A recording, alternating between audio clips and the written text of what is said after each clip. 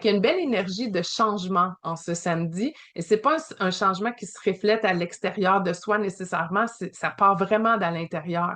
Si on avait le goût, un désir de autre chose, de vivre autrement. En même temps, Vénus forme un sesquicarré avec Chiron et c'est là que quand ces deux-là, euh, c'est pas évident. C'est comme si on devait vraiment regarder un de nos angles morts, puis surtout voir où est-ce qu'on reste pris dans des anciennes pensées, où est-ce qu'on reste pris dans des principes qui ont plus rapport de tenir la route, parce qu'ils ont été utiles dans le passé, mais ici maintenant ne le sont plus. Donc Mercure est dans un espace où est-ce qu'il y a plein d'idées, puis il va être capable de conserver les idées qui sont vraies par rapport à ce qu'on vit en ce moment. Samedi 6 décembre, où est-ce que la Lune est en cancer.